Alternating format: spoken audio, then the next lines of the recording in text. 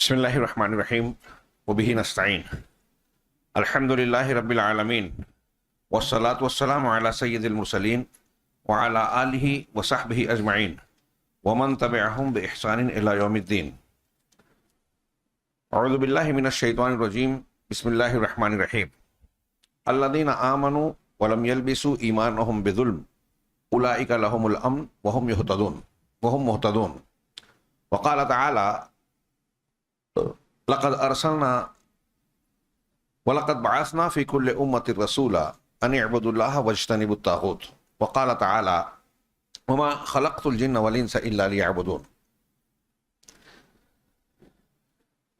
मस्जिद और मदरसा तालीमुल कुरान कुल्लिया के ज़िम्मेदारान, उलमाए किराम, बुज़ुर्गों, भाइयों, इस्लामी माओ और बहनों, अल्लाह रब्बुल आलमीन का बेपनाह शुक्र है कि उसने दीन की बुनियाद पर हमें और आपको मिलने की तौफीक इनायत फरमाई, और दुआ है कि ये मुलाकात हमारे वाकई इखलास की बुनियाद पर, दीन की बुनियाद पर, हमारे हसनात आमाल की नेकियों और खूबियों में दर्ज हो और दुनिया और आखिरत के लिए मुफीद हो। मुझे अल्लाह के शुक्र के बाद आप हजरात का, यहाँ के ज़िम्मेदारान का शुक्रगुजार हूँ कि ये मौका इनायत फरमाया, और मुझे पहली मर्तबा आने के बावजूद ये नहीं लग रहा है कि मैं पहली मर्तबा आपके दरमियान आया हूँ। मुझे लग रहा है कि अपने ख़ानदान, अपने घराने में हाजिर हुआ हूँ। सिर्फ मनहज ही इस रिश्ते के लिए काफ़ी था, हमारा हम अकीदा होना ही काफ़ी था। साथ ही अभी आपने सुना कि यहाँ तालीम व ताल्लुम का हमारा एक कदीम रिश्ता है, काफ़ी लोग इफ़ादे और इस्तिफ़ादे से जुड़े हुए रहे हैं। रब्बुल आलमीन इन रिश्तों को कबूल फरमाएँ, इन्हें दीन की बुनियाद पर अपने यहाँ कबूलियत अता फरमाएँ। मोहतरम हाज़रीन, बहुत ही मुख्तसर सा वक्त और दुनिया का अलल इतलाक़ सबसे अहम मौजू, सबसे ज़रख़ेज़ मौजू तौहीद, उसकी अहमियत और फ़वाइद। तौहीद का लुग़वी माना हम जानते हैं, वाहिद, वाहदा का मस्दर वाहिद से बना, एक करना। इस्तिलाही तौर पर कई तारीफ़ात की गई। एक जामे तारीफ़ शेख नासिर ने की कि इफ़रादुल्लाह बिहुक़ूक़िही, अल्लाह रब्बुल आलमीन को उसके हुकूक के साथ एक मानना। व हुकूकुल्लाह सलासा, और अल्लाह के तीन हुकूक हैं। हक़्क़ु मुल्किन, एक उसके मुल्क और सल्तनत का हक़, जिसे हम आम तक़सीमात में तौहीद रुबूबियत कह के ताबीर करते हैं कि अल्लाह रब होने की हैसियत से एक है, ये मानना। वहदहु ला शरीक है, उसकी रुबूबियत में, उसके कामों में, इस कायनात को बनाने, चलाने और इसके निज़ाम की निगरानी में उसका अदना सा भी कोई शरीक नहीं है। फरिश्ते अगर कायनात के निज़ाम में हर हरकत को अंजाम दे रहे हैं तो ये अल्लाह के हुक्म से दे रहे हैं। यफ़अलूना मा युअमरून, नंबर एक, ये इस तनाजुर में कि हमारे दुआत और मुबल्लिगीन के सामने ये एतराज़ आता है गैर मुस्लिमों की तरफ से कि आप कहते हैं कि अल्लाह सब कुछ करता है, हम उसी को पूछते हैं और तुम देवी देवताओं को पूछते हो, तो आप भी तो फरिश्तों को मानते हैं कि बारिश का फरिश्ता है, मौत का फरिश्ता है, हवा का फरिश्ता है, फलां और फलां का फरिश्ता है। तो आप ये जवाब दीजिए कि फरिश्ते अल्लाह रब्बुल आलमीन की मखलूक हैं, अल्लाह रब्बुल आलमीन के ताबेदार हैं। अल्लाह की कायनात में उसके इरादे और फैसलों में मामूली सा बाल बराबर भी उनको शिरकत हासिल नहीं है।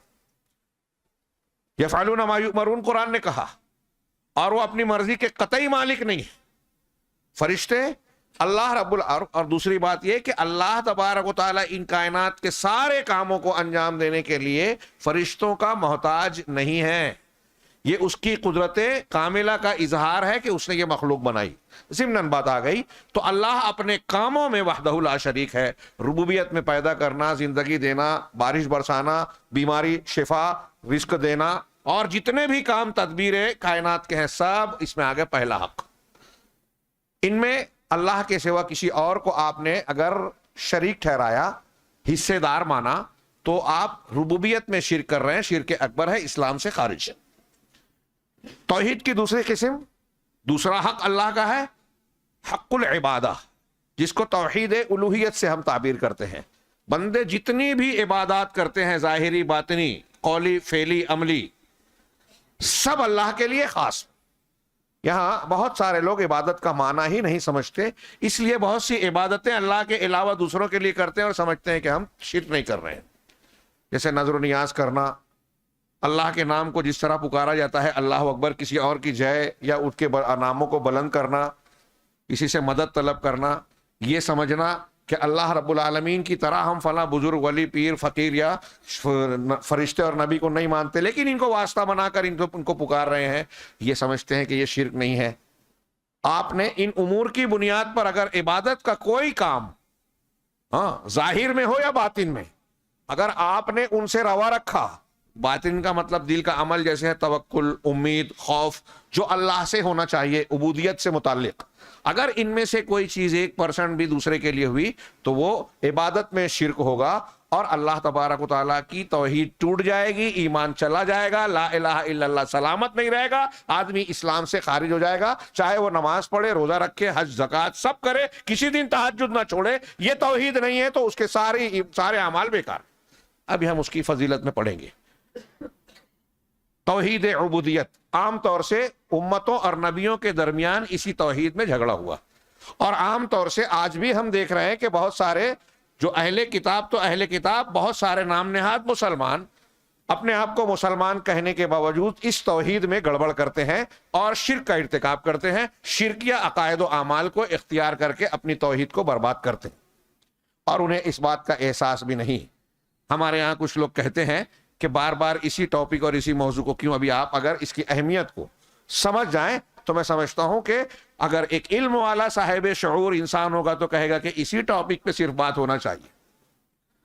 اس ٹاپک پہ اگر اس موضوع پر آپ نے بات سمجھ لی، کر لی، سمجھ لیا اسے، تو سارے ٹاپک اس کے ضمن میں آ جائیں گے جو آپ کے اور ہماری روزمرہ کی زندگی کی ضروریات ہیں. توحید اتنا جامع، اتنا اہم ہے، بھی آپ سنیں گے انشاءاللہ. اللہ مجھے توفیق دے کہ میں خود بھی اس کو سمجھوں اور آپ کو بھی سمجھانے کی طاقت حاصل کروں. تیسرا حق اللہ کا ہے کہ اس کے اسماء اور صفات جو قرآن اور حدیث میں اللہ تعالیٰ کے اسماء حسنہ صفات علیہ ہیں، اصولوں کے تحت جیسا اللہ کے شایان شان ہیں، بغیر انکار کیے ہوئے، بغیر تمثیل و تشبیہ کے، بغیر کیفیت کے اللہ کے لیے ماننا اور اس میں اس کو وحدہ لا شریک ماننا. جیسا اللہ تبارک و تعالیٰ صفات اور ناموں سے متصف ہے کوئی اور نہیں ہے. وہ سمیع ہے، کائنات کی ہر آواز کو سنتا ہے، ایسا سمیع کوئی نہیں ہے، نہ شیخ عبد القادر جیلانی، نہ محمد رسول اللہ صلی اللہ علیہ وسلم، نہ حضرت عیسیٰ، نہ حضرت جبرائیل، کوئی بھی نہیں ہے. جیسا سمیع اللہ ہے، کسی نے ویسا اگر کسی اور کو مان لیا تو اللہ کے اسماء میں شریک ٹھہرا رہا ہے. اللہ علام الغیوب ہے، عالم الغیب ہے، اگر کسی نے اور کو مانا، اہل بیت کو مانا، حضرت علی کو مانا، بزرگان دین کو مانا، نبی کو مانا، تو وہ اللہ کی صفت کو مخلوق میں مان رہا ہے، شرک اکبر کا مرتکب ہو رہا ہے. اللہ تعالیٰ کے اسماء و صفات میں یہ اللہ کا 3 حق ہے، اس میں اللہ کو وحدہ لا شریک ماننا یہ توحید ہے اختصار کے ساتھ. اب اللہ تبارک و تعالیٰ کی توحید کی اہمیت کیا ہے، اس کی ضرورت کیا ہے، یا اس کے فائدے کیا ہیں؟ فوائد، فضائل، اہمیت. سورہ کہف کی آخری آیت میں آپ پڑھتے ہیں اللہ نے ارشاد فرمایا قل لو کان البحر مدادا لکلمات ربی لنفد البحر قبل ان تنفد کلمات ربی ولو جئنا بمثلہ مددا. آپ لوگوں سے کہیے قل لو کان البحر، اگر سمندر روشنائی، سیاہی بن جائے اور اس سے اللہ کے کلمات لکھے جائیں. اللہ کے کلمات کی کئی تشریح کی لوگوں نے، اس میں یہ کہ اللہ کا علم، اس کی حکمتیں، اس کی توحید اور وحدانیت کی دلیلیں، اس کے کمالات اور خوبیاں، سب کلمات اللہ میں، اللہ کی باتوں میں داخل ہیں. اللہ کے کلمات کو سمندر روشنائی بن جائے اور اس کو اس روشنائی سے، سیاہی سے لکھا جائے تو روشنائی سمندر ختم ہو جائے گا. اللہ کے کلمات، اس کی تعریف و توصیف، اس کے کمالات، اس کی دلیلیں ختم نہیں ہوگی توحید کی. وَلَوْ جِئْنَا بِمِثْلِهِ مَدَدًا، یہ سمندر ختم ہو جائے اور اس سمندر کے بعد ویسا ایک اور سمندر ہم لے آئیں. سورہ لقمان میں کہا کہ 7 سمندر ہو جائے، کائنات کا ہر درخت تو جو ہے قلم بن جائے، قلم گھس جائیں گے، روشنائیاں ختم ہو جائے گی، 7 سمندر ختم ہو جائیں گے، اللہ کے کلمات ختم نہیں ہوں گے. کتنا وسیع موضوع ہے یہ. اس کے فوائد، فضائل، اہمیت 7 سمندر ہیں. اور اس مختصر سے وقت میں، جبکہ مجھے ایک اور جگہ جانا ہے، مجھ جیسا کم علم زیادہ سے زیادہ ان 7 سمندروں میں سے ایک قطرہ بھی بیان کر لے تو شاید کافی ہے. میں صرف یہ چاہوں گا، اللہ سے دعا کروں گا کہ اس مجلس میں یہ عنوان جو متعین کیا گیا ہے، ہم صرف اس موضوع کی اہمیت سمجھ لیں تو شاید ہمارے لیے یہ کافی ہوگا. اب یہاں ہم آتے ہیں موضوع کی اہمیت و افادیت کے طرف. میرے سامنے جو کتابچے ہیں اس میں کئی ارب بڑے بڑے علماء کے توحید سے فوائد، ارکان، شرائط، فضائل لا الہ الا اللہ توحید کے بیان کیے گئے ہیں. اس میں میں نے جو کھولا ہے زید بن ہادی مدخلی رحمہ اللہ، انہوں نے فضائل توحید میں 32 نکات پیش کیے ہیں. یہ جو میرے سامنے 32 صرف کیا کیا فائدے ہیں، 32 نکات، اور یہ پورے نہیں ہیں. اور ہر نقطے کی جو دعویٰ کیا قرآن سے اور حدیث سے دلیل دی ہے. شیخ عبدالرزاق نے الگ پیش کیا ہے، انہوں نے بھی 15-20 پیش کیا. اس میں سے کچھ مشترک ہیں، کچھ ایسے ہیں جو ان 32 میں شامل نہیں ہیں، اور دوسرے علماء نے بھی بیان کیا. میں کوشش کروں گا کہ چند وہ امور جو بہت ہی ہمارے لیے ہلانے اور غور کرنے والے ہیں اس کی طرف توجہ دلاؤں. توحید کی اہمیت و فضیلت، کسی چیز کی اہمیت و فضیلت ہمارے نزدیک کس بنیاد پر ہوتی ہے؟ جس چیز کی ہمیں جتنی ضرورت ہے اس حساب سے ہم دنیا میں اس چیز کی اہمیت کو متعین کرتے ہیں کہ یہ فلاں چیز ہم کو اتنی ضروری ہے، لہذا کھانے کی ضرورت سب سے زیادہ مادی اعتبار سے، گھر اور رہنے کی، اس کے بعد کھانے کے بعد کپڑا، پھر رہائش، روٹی کپڑا اور مکان ہمارے ہاں بنیادی ضرورت بولا جاتا ہے دنیاوی اعتبار سے. لوگ کہتے ہیں کہیں روٹی کپڑا مکان اور ورزش اس لیے کہتے ہیں کہ صحت بھی ضروری ہے. تو یہ بنیادی جس کی جتنی اہمیت، جتنی ضرورت ہے اتنی اہمیت. اب اس تناظر میں غور کیجئے کہ توحید کی ضرورت ہمیں کتنی ہے. سب سے پہلی چیز جو بعد میں بیان کرنی چاہیے میں پہلے بیان کر رہا ہوں کہ اس دنیا میں اللہ رب العالمین نے ہمیں اور آپ کو کیوں پیدا کیا؟ امتحان کے لیے. لیبلوکم ایکم احسن عملا. امتحان کا بنیادی سوال، بنیادی کیا ہے معاملہ؟ وما خلقت الجن والانس الا لیعبدون. الحمدللہ اہل الحدیث کے حلقوں میں بچوں کو بھی یہ جواب معلوم ہے، اور غیر مسلموں میں، مشرکین میں آپ جائیں تو بڑوں کو، جو بڑے بڑے پی ایچ ڈی اور بڑی بڑی سائنٹسٹ، سائنس کی، ڈاکٹری کی، انجینئرنگ کی سند لیا، آپ پوچھے کہ کیوں دنیا میں آئے تو شاید 100 میں سے ایک آدھ کوئی جواب دے اور غلط دے گا وہ غیر مسلموں میں. تو ہم یہ کہتے ہیں انسانوں اور جنوں کو اللہ نے کہا کہ میں نے اس لیے پیدا کیا کہ لیعبدون، صرف میری عبادت کریں. عام طور سے ہم اس کی ایک تشریح پڑھتے ہیں کہ میری توحید کو مانے. دوسری تشریح کی حضرت علی رضی اللہ تعالیٰ عنہ سے جو مروی ہے بڑی جامع ہے کہ میں نے اس لیے پیدا کیا کہ میرا حکم بجا لائیں، میں جو کہہ رہا ہوں مانیں، جس سے منع کر دیا رک جائیں. یہ ہے عبادت، کہ اللہ تعالیٰ کی شریعت اور احکامات کے پابند بن جائیں. اس کا مطلب یہ کہ دنیا میں دوسروں کے احکامات اور شریعتیں ہوگی، دوسروں کی پوجا پاٹ ہوگی، دوسروں کے قوانین اور اصول بتائے جائیں گے، ان سے بچ کر ہم کو اللہ کا قانون اختیار کرنا ہے. اس لیے پیدا کیا. تو پہلا نقطہ یہ کہ دنیا میں زندگی کا مقصد ہمارا توحید سے جڑا ہے. توحید مقصد حیات ہے جنوں اور انسانوں کی. جب مقصد یہ ہے تو ظاہر سی بات ہے آپ کوئی بھی کام کرنے جا رہے ہیں مقصد کو سامنے رکھیں گے. آپ کسی شہر سے بمبئی میں آتے ہیں، یہاں کس مقصد سے آئے ہیں؟ اس کو چھوٹی چھوٹی باتوں کے مقابلے میں ترجیح دیتے ہیں کہ فلاں مسئلہ ہو گیا، یہ ہو گیا، ہم قربانی دے رہے ہیں اور رشتہ داروں کو چھوڑ کے آ رہے ہیں، قربانی دے رہے ہیں. ایک بچہ آپ بھیجتے ہیں مدرسے میں، اسکول میں، کالج میں تعلیم حاصل کرنے، تو وہ گھر چھوڑ رہا ہے اس لیے کہ گھر کے مقابلے میں، گھر کے ساتھ رہنے کے مقابلے میں آپ کے نزدیک علم کی اہمیت ہے. تو جس کی زیادہ اہمیت ہے اس کو اختیار کر کے جس کی کم اہمیت ہے اس کو چھوڑا جاتا ہے. اب اس اعتبار سے دیکھیے تو ہمارے سامنے سب سے زیادہ اہمیت کی چیز وہ ہوگی جو زندگی کے اللہ تبارک و تعالیٰ کے ہمیں اور آپ کو وجود دینے کا مقصد. وما خلقت الجن والانس الا لیعبدون. ابھی یہ بات ادھوری چھوڑ کے آگے والا اسٹیپ جو میں کہہ رہا تھا کہ بعد میں بیان کرنا چاہیے، ابھی بیان کر رہا ہوں کہ اس مقصد میں کامیابی اور ناکامیابی کا نتیجہ کیا ہے. اگر ہم اس دنیا میں اللہ نے جس مقصد میں پیدا کیا، اگر یہ مقصد میں ہم فیل ہو گئے، اس پہ پورے نہیں اترے، مقصد کے خلاف چلے گئے، تو نتیجہ کیا نکلے گا؟ سمپل سادی بات بظاہر، لیکن اس سے زیادہ اہمیت کی اور اس سے زیادہ ضرورت کی ہمارے اور آپ کے لیے کوئی دوسری بات ہو ہی نہیں سکتی، ہے ہی نہیں. وہ کیا ہے؟ کہ اللہ رب العالمین کا دائمی، ہولناک ناقابل تصور عذاب اس شخص کا منتظر ہے، گھات میں ہے، جو توحید کے اوپر نہ جائے، مر جائے۔ وَمَن يُشْرِكْ بِاللَّهِ فَقَدْ حَرَّمَ اللَّهُ عَلَيْهِ الْجَنَّةَ۔ توحید کی ضد شرک ہے، رب کا فرمان ہے، صاف اعلان ہے، جو اللہ کے ساتھ شرک کرے گا یعنی توحید کو چھوڑے گا، جس کو ہم غیر اہم سمجھتے ہیں، ہاں، جو توحید کو چھوڑ کر اس کی ضد کو اختیار کرے گا، مر گیا اسی پہ، تو اللہ نے جنت کو اس پر حرام قرار دیا۔ وَمَأْوَاهُ جَهَنَّمُ، اور اس کا ٹھکانہ جہنم ہے۔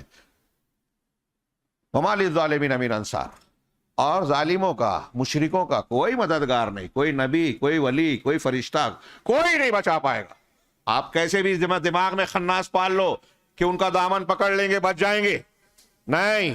اللہ کا اعلان ہے، اگر شرک پر مر گئے تو کائنات کا ابراہیم علیہ السلام اپنے باپ کو نہیں بچا پائیں گے، نوح اپنے بیٹے کو نہیں بچا پائیں گے، حالانکہ اولو العزم پیغمبر علیہ الصلوۃ والسلام، نبی پاک صلی اللہ علیہ وسلم اپنے ماں باپ کو نہیں بچا پائیں گے، اپنے چچا ابو طالب کو، ابو لہب کو نہیں بچا پائیں گے۔ اس سے بڑھ کر دہلانے والی بات کیا ہو سکتی ہے؟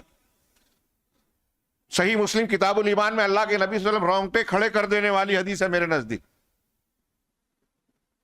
ہمارے ایک بزرگ تھے مالیگاؤں میں، بہت سوال کرتے تھے مجھ سے، اطمینان نہیں ہوتا، یہ ایک حدیث پڑھ کر وہ اہل حدیث ہو گیا، عقیدہ صحیح کر لیا۔ کسی اور موقع پہ میں تفصیل میں نہیں جا سکتا اس وقت۔ وہ روایت کیا تھی؟ اللہ کے رسول صلی اللہ علیہ وسلم سے ایک صحابی نے آگے پوچھا کہ میرے ابا کہاں ہیں؟ جہنم میں، کفر کی حالت میں مر چکے تھے، رنجیدہ ہوئے، افسوس میں مبتلا ہوئے، ہاں، صدمے کی حالت میں واپس لوٹنے لگے۔ آپ نے انہیں واپس بلایا اور کہا کہ ان ابی و اباکا کلاہما او کما قال فی النار، کہ تمہارے ابا نہیں، میرے والد، تمہارے والد، دونوں جہنم میں۔ صحیح مسلم کی حدیث ہے یہ، وہ جھوٹی حدیث ہے جو بولتے ہیں کہ اللہ کے رسول نے اپنے ماں باپ کو قبر سے نکالا، کلمہ پڑھایا، پھر اندر ڈال دیا۔ موضوع حدیث ہے، من گھڑت، یہ صحیح حدیث ہے۔ نبی صلی اللہ علیہ وسلم اپنے والد کے بارے میں کہہ رہے ہیں جہنم میں، ہل جانے والی اور ہلا دینے والی، دہلا دینے والی روایت۔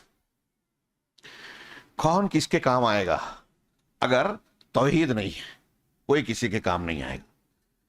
ہاں، سیدنا ابراہیم، حضرت نوح، دیگر انبیاء، پھر جناب محمد رسول اللہ صلی اللہ علیہ وسلم علیہم الصلاۃ والسلام، ان سے بڑھ کر کوئی ہو سکتا ہے؟ ان کے آس پاس بھی درجے کو کوئی پہنچ سکتا ہے؟ یہ اپنے قریب ترین رشتہ داروں کے بارے میں کہہ رہے ہیں کہ کوئی کسی کے کام نہیں آئے گا۔ نبی صلی اللہ علیہ وسلم کے والد جہنم میں، اللہ کے نبی صلی اللہ علیہ وسلم اپنی والدہ کی قبر پر تشریف لے گئے، صحابہ ساتھ میں ہیں، رونے لگے۔ حضرت عمر اور بعض صحابہ کا فدا کا ابی و امی، ہمارے ماں باپ آپ پر قربان، آپ رو کیوں رہے؟ کہا نہیں، بات اتنی ہے کہ میں نے اللہ تبارک و تعالیٰ سے اجازت مانگی کہ والدہ کی قبر کی زیارت کرنے کا حکم ملے، اجازت ملے، اللہ نے اجازت دے دی، لیکن پھر میں نے اللہ سے اجازت مانگی۔ شیخ البانی وغیرہ نے اس کو صحیح اور مقبول کہا ہے روایت۔ پھر میں نے یہ اجازت مانگی کہ اپنی والدہ کے لیے مغفرت کی دعا مانگوں، اللہ تعالیٰ نے اس کی اجازت نہیں دی۔ نبی صلی اللہ علیہ وسلم سید المرسلین، خاتم النبیین، شفیع المذنبین یوم القیامہ، صاحب کوثر اور دنیا کے سارے وہ فضائل جو اللہ سب کو ماننے کے بعد دیکھیے کہ ماں کی، والدہ کی مغفرت کی دعا کی اجازت نہیں ملی۔ کیوں؟ وہ توحید پہ نہیں مری تھی۔ معلوم یہ ہوا، میں جو سب سے اہمیت اور ضرورت بتانا چاہ رہا ہوں، ضرورت کے تحت، کہ جہنم سے بچنے کے لیے سب سے بنیادی ضرورت ہے توحید۔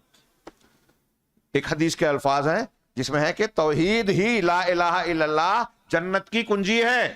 اس کے دانت بھی ہیں، عمل وغیرہ سارے تقاضے، شروط، ارکان، جنت کی وہ ہے۔ اس کا مطلب وہ اگر نہیں ہے تو آپ کے پاس جنت کی کنجی نہیں ہے، کلید نہیں ہے، جنت میں جا ہی نہیں سکتے بغیر توحید کے۔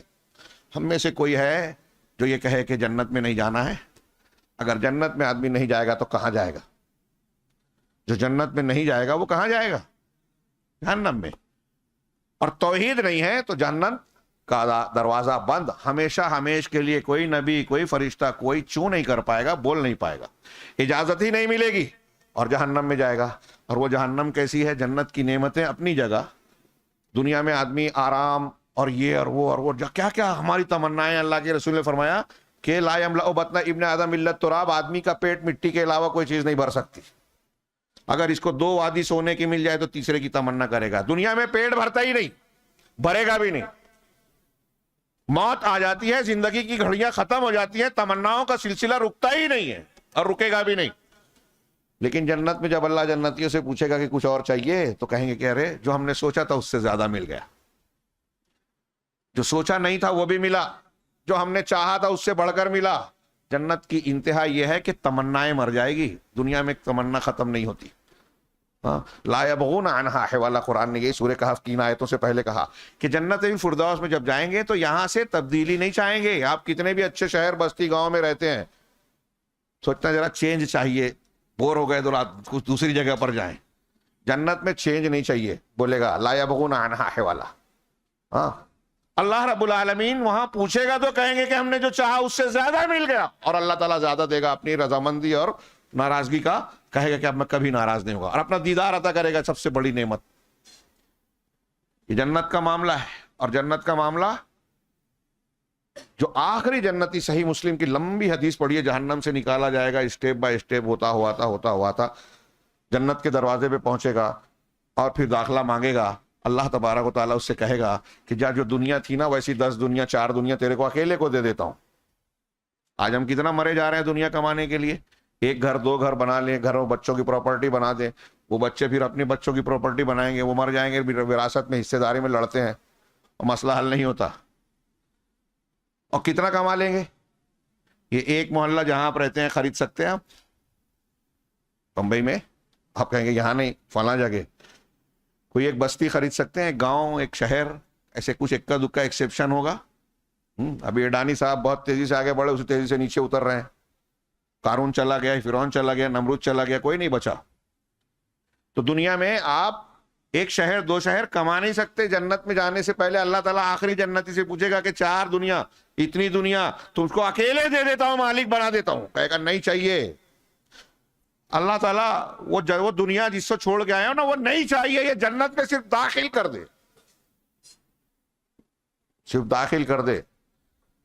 حدیثوں میں ہے کہ جنت میں 1 کمان کی جگہ دنیا اور دنیا کے اندر کی ساری چیزوں سے بہتر. 1 کمان کی جگہ دنیا وافیہ سے. جنتی عورت کے سر پر جو دوپٹہ ہوگا, دوپٹے پر جو لکڑی ہوتی ہے نا, کشمیری عورتیں وغیرہ جو پہنتی ہیں, اللہ کے رسول نے فرمایا کہ وہ لکڑی دنیا اور دنیا کے اندر کی ساری چیزوں سے بہتر ہے. اس عورت اور اس کی زیب و زینت کی چیزیں, وہ عورت اور عورت کی جو فضیلت ہے وہ الگ.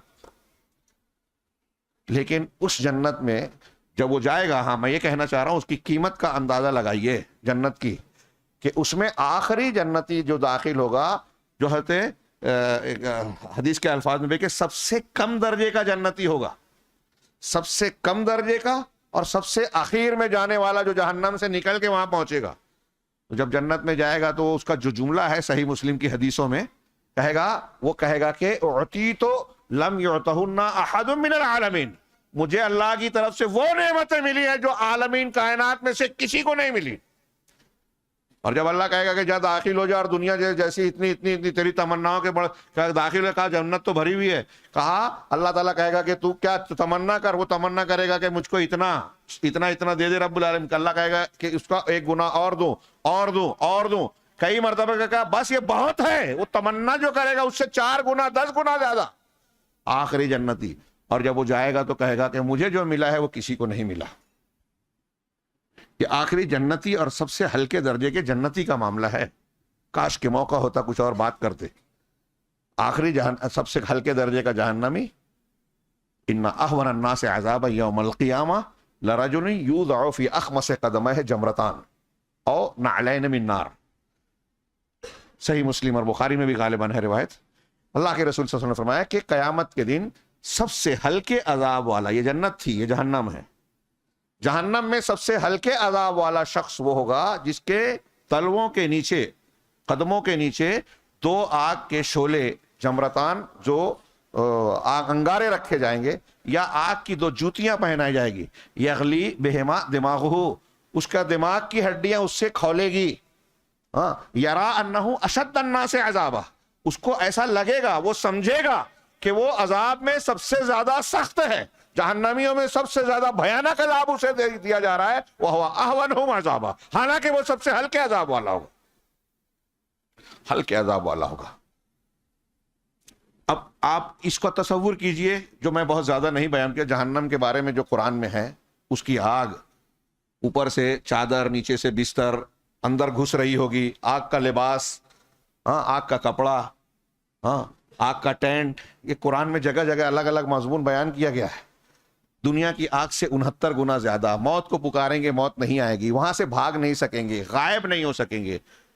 ساری چیزیں دھولناکیاں سامنے رکھیے، یہ کوئی کہانی، افسانہ یا ایسی ہی باتیں نہیں ہیں، یہ ہمارے ایمانیات اور یقینیات کی چیز ہے۔ جو نہیں مانے گا قرآن کا منکر اور کافر ہو جائے گا، قرآن حدیث نے بتایا۔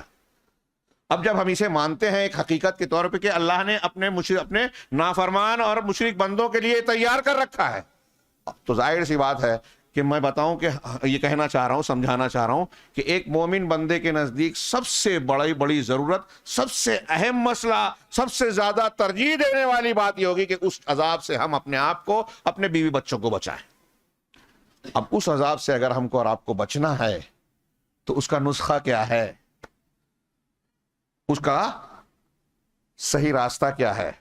بنیادی طور سے توحید کو اختیار کرنا، اور بنیادی طور سے توحید کی ضد یعنی شرک سے بچنا۔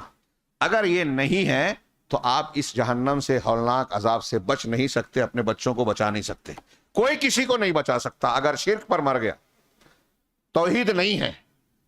صرف اس ایک پوائنٹ کو سامنے رکھیے، اور میں ایسا سمجھتا ہوں کہ اگر اس موضوع پر صرف یہی ایک موضوع کو دیکھا جائے کہ اس کا فائدہ یا نقصان، ماننے کا فائدہ اور نہ ماننے کا نقصان کیا ہے، تو شاید ہمارے لیے اتنا ہی کافی ہے کہ ایک انسان کی سب سے بڑی ضرورت یہ ہے کہ وہ اپنے آپ کو جہنم کے ہولناک عذاب سے بچائے، اور سب سے بڑی ضرورت یہ ہے اس کے بعد کہ جنت میں داخل ہو جائے، اور اس کی قیمت صرف اور صرف توحید ہے۔ التوحید لا الہ الا اللہ ثمن الجنہ، اہل علم نے کہا، غالباً روایت کے الفاظ ہیں کہ یہ جنت کی قیمت ہے توحید، اسی کے لیے جنت اور جہنم بنائی گئی ہے۔ اور اب جب یہ نتیجہ ہے تو آپ اس سے جوڑ لیجئے کہ جنت و جہنم کا فیصلہ توحید کی بنیاد پر ہوگا، اس کا مطلب دنیا کی زندگی کا امتحان توحید کی بنیاد پر ہو رہا ہے، اور اسی لیے جتنے انبیاء اور پیغمبر آئے سب نے توحید کی تعلیم دی، سب کی تعلیم کی بنیاد، نچوڑ، حاصل یہی توحید کو اگر قوم نے نہیں مانا تو 950 سال نوح علیہ السلام نے دوسرا سبق نہیں دیا۔ وَلَقَدْ بَعَثْنَا فِي كُلِّ أُمَّةٍ رَسُولًا، ہم نے ہر امت میں رسول بھیجا، ان اعبدوا اللہ، سب کی تعلیم، رسالت، پیغام کیا تھا کہ صرف اللہ کی عبادت کرو، وَاجْتَنِبُوا الطَّاغُوتَ، اور طاغوت سے بچو، اجتناب کرو، کافی نہیں ہے اتنا اللہ کی عبادت کرنا۔ ایک آدمی آتا ہے مسجد میں نماز پڑھ رہا ہے، روزہ رکھ رہا ہے، حج کر رہا ہے، زکوٰۃ دے رہا ہے، کچھ عبادات کر رہا ہے، لیکن ساتھ میں جا کے مزاروں پہ سجدہ کرتا ہے، غیر اللہ کے نام کی نظر و نیاز کرتا ہے، یا شیخ عبد القادر جیلانی شیئن للہ پکارتا ہے، یا رسول اللہ انصرنی، اللہ کے رسول مدد کیجئے، اے مشکل کشا تو کیجئے، قصیدہ بردہ پڑھتا ہے، امت پہ تیرے وقت بہت مشکل آ چکا ہے، لہذا اے رسول آپ کی مدد کیجئے۔ کوئی پیر صاحب کو، شیخ عبد القادر جیلانی قادریہ سلسلے کو، سہروردیہ سلسلے کو، چشتیہ کی سلسلے کو نجات کا باعث سمجھ کر یہ کہتا ہے کہ ہم نے شیخ کے بتائے ہوئے درود کو، مراقبے کو، ان کے بتائے ہوئے اوراد کو اختیار کر لیا، اپنے آپ کو بیعت کر کے اس سلسلے سے جوڑ لیا، اب ہمارے پیر صاحب ہمارا ہاتھ پکڑ کے کھینچ کے جنت میں لے جائیں گے، جہنم سے بچا لیں گے۔ ناممکن بات ہے، یہ دھوکے ہیں، شیطانی فریب ہے، سازش ہے، یہ گمراہیاں ہیں، اور یہ آج مسلمان کہلانے والے بہت بڑے طبقے میں عام ہے۔ اس تناظر میں دیکھیے کہ ہم کو اس موضوع پر کتنی محنت کرنی چاہیے۔ انبیاء کرام علیہ السلام کے بارے میں نے بتایا کہ قوم نے اگر یہ مانا نہیں تو اگلا سبق دیا نہیں۔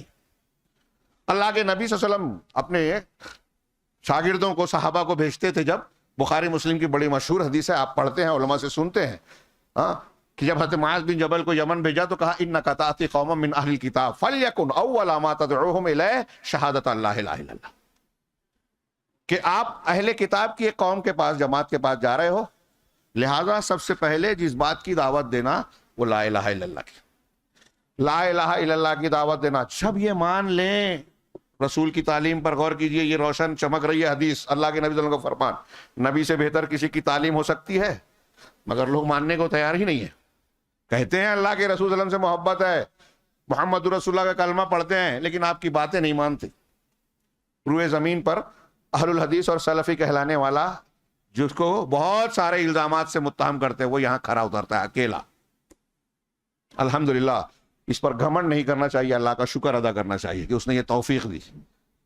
تو نبی کریم صلی اللہ علیہ وسلم نے یہ کہا کہ سب سے پہلی دعوت اگر سامنے والا مخاطب شرک کر رہا ہے، اب وہ اہل کتاب ہو یا قرآن کو ماننے کا دعویٰ کرنے والا ہو، اگر مشرک ہے تو پہلے توحید کی دعوت دینا، لا الہ الا اللہ کی اور محمد رسول اللہ کی گواہی دے، اس کو دعوت دینا۔ یہ مانیں گے، اللہ کے رسول کی اس حدیث میں ہے تو فَأَعْلِمْهُمْ فَأَخْبِرْهُمْ أَنَّ اللَّهَ افْتَرَضَ عَلَيْهِمْ 5 صلوات فِي كُلِّ يَوْمٍ وَلَيْلَةٍ، تو یہ بتانا کہ اللہ تعالیٰ نے رات اور دن کے 24 گھنٹے کے دورانیے میں 5 وقت کی نماز فرض کی۔ اس سے کئی مسئلہ نکالا علماء نے۔ شیخ محمد عبدالوہاب کی کتاب التوحید ہم پڑھتے ہیں، اس میں یہ دیکھیے کہ تدریج سے تعلیم دی جائے، سب سے پہلے سب سے اہم چیز کو بیان کیا جائے، اور پتہ یہ چلا کہ اس حدیث میں کہ توحید کی تعلیم پہلے دی جائے گی، لا الہ الا اللہ کی تعلیم پہلے دی جائے گی، یہاں تک کہ نماز سے بھی پہلے دعوت دینے میں نماز کے فضائل، فلاں کے فضائل یہ بعد میں آئیں گے، پہلے لا الہ الا اللہ کے فوائد اور فضائل آئیں گے۔ یہ نہیں مانا اگر قوم نے تو نماز کی فضیلت بتانے کا کوئی مطلب نہیں ہے۔ کہا ایک دن بھی اگر آپ نے تہجد نہیں چھوڑی، ایک تکبیر تحریمہ چھوڑے بغیر ساری نمازیں پڑھی، لیکن آپ شرک اکبر کر رہے ہیں، تو آپ کی ایک کا ایک سجدہ بھی اللہ کے یہاں قبول نہیں۔ توحید کی اہمیت اور فضیلت کا یہ ایک پہلو بھی کافی ہے۔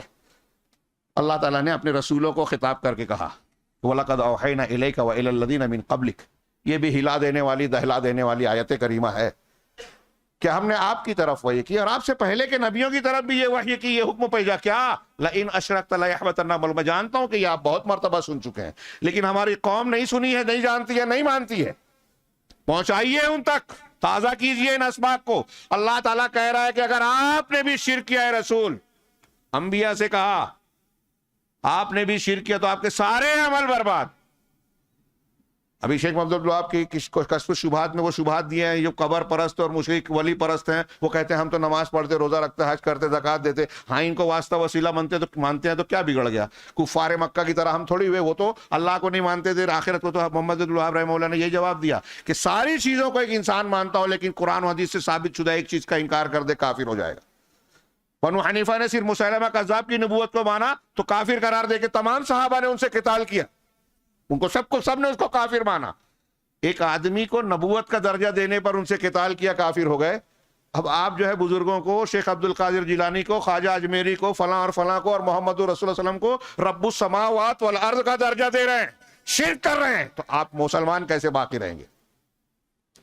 اور حیرت کی بات یہ ہے، توحید اور شرک کی اہمیت کے تناظر میں یہ باتیں میں کر رہا ہوں کہ اس کی اہمیت کا اور اس موضوع کو دہرانے کا، اپنے بچوں کو بار بار پڑھانے کا کی ضرورت محسوس کیجئے۔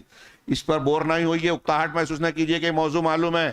میں ایسا مانتا ہوں کہ غیر اہل حدیث تو غیر حدیث، آج بہت سارے اہل حدیثوں کو اس موضوع کی ضرورت ہے، اس لیے کہ ہماری جماعت میں اگر اختلاف ہو رہا ہے، ہمارے گھروں میں اگر پریشانیاں ہیں، ٹینشن ہے، ہمارا بچہ موبائل کی گندی عادت میں مبتلا ہے، اس سے چھٹکارا نہیں مل رہا ہے، اس کی کوئی بگڑی ہوئی عادت ہے، اگر ان ساری چیزوں کی اصلاح کرنی ہے تو توحید پہ زور دیجئے۔ آگے میرے ہاتھ میں جو کاغذ ہے، میں کچھ فوائد بیان کرنا چاہتا ہوں، اشارہ کر دوں، شاید نہ پہنچ سکوں، وقت بہت کم ہے۔ ماعز اسلمی غامدیہ زنا کیے، اللہ کے رسول صلی اللہ علیہ وسلم کے آگے پاس کہا کہ حد کو پار کر گئے ہم پر، ہم کو سزا دیجئے۔ ہاں، یہ آپ واقعہ 20 بلکہ 50 بار سن چکے ہیں، سنے ہیں نا آپ نے؟ زنا کیا، کسی کو پتا تھا؟ ایک عورت، ہماری مائیں بہنیں یہاں بیٹھی ہیں، غالباً موجود ہیں، وہ بھی ٹٹولے اپنے آپ کو کہ ایک عورت سے اگر ایسا گناہ ہو گیا، وہ سر عام آ کر عدالت میں اپنے آپ کو پیش کر کے یہ کہے گی، آج سوچ سکتے ہم کہ میں نے ایسا گناہ کیا ہے، اللہ کے رسول مجھ کو پاک کر دیجئے، مجھ پر حد جاری کیجئے۔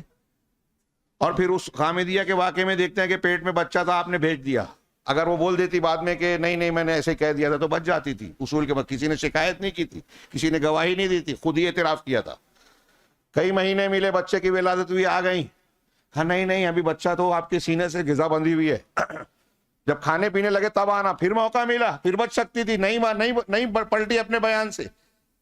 ہائی کافی مہینوں کے بعد ہاتھ میں روٹی کا ٹکڑا ہے، دیکھیے اللہ کے رسول غذا کھا رہا ہے، اب مجھ پر حد نافذ کیجیے۔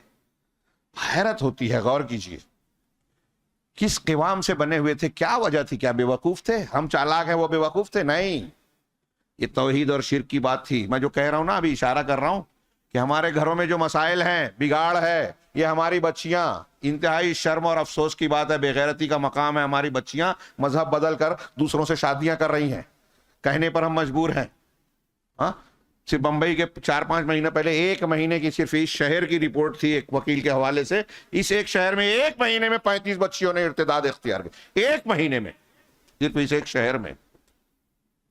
ہم کہتے ہیں بہت معلومات ہے، ہمارے گھروں میں توحید اور شرک کی تربیت ہے۔ اگر یہ توحید کے فوائد، عظمت اور اہمیت ہم نے ان بچیوں کو سمجھائی ہوتی تو حضرت سمیہ کی طرح شرمگاہ پر برچا کھا کے شہید ہو جاتی، حضرت ام سلیم کی طرح انکار کر دیتی، ابو طلحہ سے کہتی کہ تم مشرک ہو اور میں مومنہ ہوں۔ ایک مومنہ عورت ایک مشرک اور کافر سے شادی نہیں کر سکتی، اللہ نے حرام کیا ہے۔ کب ہوگا یہ توحید کی اہمیت و فوائد؟ جب معلوم ہوں گے جو اس موضوع کی بات کر رہے ہیں۔ تو میں عرض کرنا چاہتا ہوں کہ ہمارے گھر میں اگر ایک چھوٹا سا مسئلہ پیدا ہو رہا ہے، ہاں، یہ ترکی کے زلزلے سے لے کر ہمارے گھر میں کوئی نوکر ہمارے ساتھ بے ایمانی کر رہا ہے، بددیانتی خیانت کر رہا ہے، ہمارا بچہ نافرمانی کر رہا ہے، سب کا تعلق میرے بھائیو توحید سے ہے۔ توحید اگر آپ نے مضبوط بنا دی تو اللہ کی حیا اور شرم دل میں پیدا ہوگی۔ آدمی اکیلے میں بھی گناہ کرتے ہوئے ڈرے گا۔ گناہ کی نفسیات یہ بیان کی جاتی ہے کہ پہچاننے والی نگاہوں سے جیسے ہی آدمی اپنے آپ کو چھپا ہوا محسوس کرتا ہے، یہاں لوگ پہچانتے ہیں تو شریف ہے، جیسے اس کو لگتا ہے کہ یہاں ہم کو کوئی پہچاننے والا نہیں تو اپنے جو شرافت کے لبادے کو اوڑھ رکھا ہے اس کو اتار دیتا ہے، ہاں اب موج مستی کریں گے۔ اسی لیے علماء نے کہا کہ حضرت عمر فاروق وغیرہ کے سفر میں پتہ چلتا ہے آدمی کیسا ہے۔ تو توحید سے حیا پیدا ہوتی ہے۔ توحید سے یہ لمبی باتوں کو میں صرف اشاروں میں ایک ایک جملے میں کہہ رہا ہوں، جو آدھے گھنٹے میں ایک ایک بات کہنے والی ہے واقعات کی روشنی میں۔ توحید ہوگا تو آپ کے دل میں اللہ کا خوف ہوگا۔ یہ مقام دیا اور معید اسلامی کیوں آئے؟ اللہ کا ڈر تھا کہ آخرت میں اللہ کا سامنا کر کے اس کا عذاب جھیلے، اس سے بہتر ہے کہ دنیا کی سزا بھگت کے توبہ کر لیں۔ یہ توبہ پر ابھارتی ہے، انسان ہے ہم سے غلطی ہو گئی تو توحید ہوگی تو ہم توبہ کریں گے، پہلے بچیں گے، غلطی ہو گئی تو توبہ کریں گے، اصلاح کریں گے۔ کسی کا حق مار رکھا ہے، کسی کے حق کو ہڑپ رکھا ہے، وہ بیٹی ہو، بہن ہو، بھائی ہو، جو ہمارے یہاں جھگڑوں کی بنیادیں ہیں، اس کی اصلاح اس سے ہوگی کہ اللہ تعالیٰ ہم سے پوچھے گا، یہ دماغ میں آ جائے تو ہم حقدار کو اس کا حق دے دیں، معافی مانگے، نہیں دے سکتے تو تصفیہ کریں گے۔ دل میں جب خوف ہوگا، رسمن نہیں، حج کرنے جا رہے ہیں تو چلو اوپر جا کے معافی مانگ کے ٹینشن دور کر لیجئے، اپنے آپ کو تسلی دے دو کہ حج قبول ہو جائے گا۔ ہاں، بندوں کا حق صاف کر کے اللہ سے حق صاف کروانے جا رہے ہیں۔ تو میں عرض کر رہا تھا کہ اللہ کا خوف، اللہ سے امید اور اللہ کی محبت ہوگی تو نیکیوں کا شوق پیدا ہوگا۔ ہاں، نیکیوں کا شوق اور محبت کے توحید کی جڑ اور بنیاد ہے۔ آپ کے دل میں جتنی اللہ سے محبت ہوگی اتنا زیادہ آپ اللہ کے لیے قربانیاں دینے کی بات کریں گے۔ ہمارے ہاں عشق و معاشقے کی باتیں لوگ کرتے ہیں، ہاں، آسمان سے تارے توڑ کے لا دوں گا، یہ کر دوں گا، وہ کر دوں گا، یہ اس طرح کے جو جملے عاشقانہ اور شاعرانہ بولے جاتے ہیں، یہ سب سمجھتے ہیں کہ بکواس ہے۔ لیکن یہ بولے کیوں جاتے ہیں؟ ایک اظہار ہوتا ہے کہ میں جس کو چاہتا ہوں اس کے لیے ہر قسم کی قربانی دینا۔ یہ نفس پرستی یا جس کے پیچھے، جس کی جڑ بنیاد میں، جس محبت کی جڑ میں شہوت رانی ہے، اس کے لیے آدمی ایسی باتیں کرتا ہے، لیلا مجنو اور فلاں کی قصے کہانیاں سناتا ہے۔ ہمارے یہاں فلمیں، قصے، کہانیاں، افسانے اسی پر بنتے رہتی ہے، بکواس پر۔ لیکن صحابہ کرام، مومنین صادقین، سچے جذبے والے یا توحید کو جاننے والے پروانوں کو دیکھیے تو دونوں کیا ہے، وہ علامہ اقبال نے کہا، یہ غازی، یہ تیرے پر اسرار بندے۔ آگے جو کہا کہ دونوں ان کی ٹھوکر سے صحرا ہو دریا، سمٹ کر پہاڑ ان کی ہیبت سے رائی ہے۔ آگے کیا ہے، شہادت ہے مطلوب و مقصود مومن، نہ مال غنیمت نہ کشور کشائی۔ وہ کیا ہے، عجب چیز ہے، دو عالم سے کرتی ہے بیگانہ دل کو۔ یہ کہنا چاہتا ہوں، دو عالم سے کرتی ہے بیگانہ دل کو، عجب چیز ہے لذت آشنائی۔ اللہ سے آشنائی کی لذت، محبت، توحید کی لذت آپ کو اگر مل گئی تو پھر آپ کو دنیا اور دنیا کی چیزوں کی پرواہ نہیں رہے گی۔ آج ایک آدمی تھوڑی سی دولت خرچ کرے اللہ کے راستے میں تو ہمیں کتنا تعجب ہوتا ہے۔ سیدنا ابوبکر صدیق پورا گھر سمیٹ کر دے رہے ہیں، کیسے؟ ہاں، ابو عمارہ کو اللہ کے رسول صلی اللہ علیہ وسلم نے غزوہ احد میں آدمی بھیجا کہ پوچھو دیکھو کوئی زندہ ہے تو اس کی مزاج پرسی کرو۔ عمارہ رضی اللہ تعالیٰ، عمارہ بن ابو سکن صحابی رسول ہیں، آخری سانسیں چل رہی ہے، پوچھنے والے نے کہا اللہ کے رسول تمہارا حال پوچھا، کہا ان کو بلائیے، آپ نے اشارے سے کہا، رسول اللہ صلی اللہ علیہ وسلم کو بلایا گیا، آپ قریب ہو گئے، اشارہ کیا اور قریب آ جائے، آپ نے اپنے گھٹنوں کو اپنے زمین پر رکھ دیا، ابو عمارہ بن سکن، ہاں آخری سانسیں چل رہی ہے، زخموں سے چور ہیں، خون ہے، سر اٹھا کر آپ کے زانوں پر رکھ دیا اور مسکرانے لگے، مسکراتے رہے، اسی حالت میں آپ کی جان چلی گئی، روح قبض ہو گئی۔ موت کا استقبال مسکرا کے، رضی اللہ عنہ ورضوا عنہ کا معنی بتایا، مولانا آزاد نے کہا، یہ مثال دی کہ وہ اللہ سے راضی ہوئے، اللہ کے راستے میں خاک و خون میں لوٹتے ہوئے موت کا استقبال مسکراہٹ کے ساتھ کر رہے ہیں۔ عجب چیز ہے لذت آشنائی۔ یہ توحید کی بنیاد پر دل میں جب محبت پیدا ہوتی ہے تو اللہ کے راستے میں آنے والی مشقتیں اور تکلیفیں کڑوا گھونٹ شیریں شربت کی طرح بن جاتا ہے۔ تو اگر آپ کے اندر، ہمارے اندر توحید ہے تو محبت الہی سب سے زیادہ ہوگی، اور اللہ کے لیے جب محبت ہوگی تو اللہ کے دین کے لیے اخلاص ہوگا، تقویٰ ہوگا، اس کے لیے قربانی کا جذبہ ہوگا، وہ ساری خوبیاں اخلاقی پیدا ہوگی جو دین چاہتا ہے، دین حکم دیتا ہے۔ قرآن مجید میں جہاں جہاں کہا گیا یا ایھا الذین آمنو، اے ایمان والو ایسا ایسا کرو، وہاں کوئی خبر دی گئی ہے یا وہاں کوئی حکم دیا گیا ہے؟ تو اب یا ایھا الذین آمنو کہہ کے اللہ یہ کہہ رہا ہے کہ اگر تم ایمان والے ہو، اگر تم توحید پر ہو تو تم کو آگے کا حکم ماننا چاہیے، آگے کی خبر کی تصدیق کرنا چاہیے۔ پتہ یہ چلا کہ اگر توحید ہوگی تو یا ایھا الذین آمنو کے تحت جتنے کام آئیں گے بندہ سب قبول کرے گا، سب پر سر جھکائے گا۔ یہ ایک بات جو میں نے کہی یہ پوری باتوں کو گھیر لیتی ہے کہ توحید سے ساری خوبیاں، اب توحید اللہ کہہ رہا ہے والدین کو اف نہ کہو، توحید والا سر جھکا دے گا، ابا نے تماشا بھی مارا تو سر جھکا کے کھا لے گا۔ لیکن آج ہمارے سماج میں بولتا ہے نہیں نہیں مولوی صاحب، ہے میں مانتا ہوں قرآن میں ہے کہ اف نہ کہو، لیکن میرے ابا الگ ہے۔ اکثر میں یہ بات کہتا ہوں، آ جاتی ہے زبان پر، میرے ابا الگ ہیں۔ تو میں سوال کرتا ہوں، اس کا مطلب آپ کے ابا کے لیے اسپیشل کچھ قرآن کی آیت نازل کرنا تھی، اللہ کو مس ہو گئے؟ ہاں، اللہ کو نہیں معلوم تھا آپ کے ابا ایسے ہیں؟ ہاں، اور ایک عموم میں کہہ دیا کہ وَلَا تَقُل لَهُمَا اُفٍّ، ماں باپ کو اف تک نہ کہو۔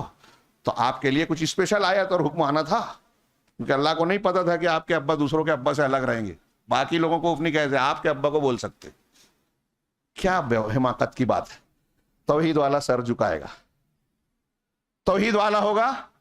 اللہ نے کہا کہ اللہ کی اطاعت کرو، رسول کی اطاعت کرو، تو اب اس میں دماغ نہیں لگائے گا۔ ہاں ٹھیک ہے، رسول اتنے بڑے بابا پیر ہیں، عشاء کے وضو سے فجر کی نماز پڑھتے تھے 40 سال 80 سال زندگی بھر، تو وہ ایسا کرتے تھے، وہ ہوا میں اڑتے تھے، وہ پانی پہ چلتے تھے، وہ آگ میں بیٹھ کے ہنسی مذاق کرتے تھے، وہ پہاڑ پھینک کے مار دیتے تھے، وہ غصے میں دیکھے تو پہاڑ ہوا میں رک گیا۔ ایسے واقعات ہمارے یہاں ہندوستان پاکستان کا مزاج ہے، بیان کرتے ہیں۔ ابھی اسی پہ کمپٹیشن چل رہا ہے، وہ اشرفی، قادری اور چشتی، رضوی ایک دوسرے کو رد کرنے کے لیے، میرے پیر صاحب کی یہ کرامات، میری کی یہ کرامات۔ اب کوئی اللہ کے رسول کو دیکھ رہا ہے، کوئی ڈائریکٹ اللہ کو دیکھ رہا ہے۔ ہاں، فلاں سلسلے کی وہ دعا بتائی گئی، تیجانیہ کی یہ پڑھ لیے، رفاعیہ کی یہ پڑھ لیے، تو ایک پڑھ لیے 6000 قرآن پڑھنے سے زیادہ ثواب، 5 لائن کی دعا، شارٹ کٹ جنت کا۔ ہاں، ساری غیر اسلامی سازشیں ہیں توحید سے دور کرنے کی۔ اور یہاں ضمناً میں بیان کر دوں، شاید میرے پاس وقت نہ بچے، میں نے ابھی اسی ٹاپک پر سیونی میں تقریر کی، ہاں کئی باتیں وہاں آئیں یہاں نہیں آئیں، کئی ہو سکتا ہے مشترک ہو۔ تو میں یہ کہنا چاہتا تھا کہ اس موضوع کی کتنی اہمیت ہے اور اس موضوع کو سمجھنے کی، ابھی ہم فوائد اور اہمیت پر گفتگو کر رہے ہیں، ہاں اس کے معنی اور مفہوم کو اچھی طرح سمجھیں۔ میں نے کئی جگہ تقریروں میں کہا اور یہ آج پھر سے کہہ رہا ہوں، اور اس پر ہو سکتا ہے بہت لوگ ناراض ہوں، اور ناراض ہوں گے تو مجھے خوشی ہوگی کہ انہیں سمجھ رہا ہے۔ ناراض ہونے کے بعد غور کریں، وہ میں یہ چاہتا ہوں کہ جن لوگوں کے پیچھے لوگ پیشوا بنا کر جن کے پیچھے چل رہے ہیں، میں نام لے لوں سید قطب صاحب، مولانا ابو العلا مودودی صاحب، ہاں اور جتنے بھی سلسلے ہیں صوفیوں کے، چشتی، قادری، نقشبندی، ان میں جو نام ہے جیسے شیخ عبد القادر جیلانی، ان کی طرف یہ نسبتیں غلط ہے جو انہوں نے بیان کی ہے، وہ اچھے صحیح باتیں تھی، غلط چیزیں ان کی طرف منسوب ہیں۔ لیکن جو آج کے تصوف کے سلسلے ہیں، اور ان میں سے بقول علماء محققین کے کوئی بھی سلسلہ وحدت الوجودی حلولی عقیدے سے خالی نہیں ہے۔ بہت اہم بات بول رہا ہوں، ہاں ذرا اچھی طرح سمجھیں۔ ہمارے ہندوستان پاکستان میں یہ عقیدے اور اس کے اثرات ہر طرف پھیلے ہوئے، ہر طرف شورا، ادبا، تحریر، بات چیت میں، محاوروں میں یہ چیزیں پائی جاتی ہیں، شرکیہ۔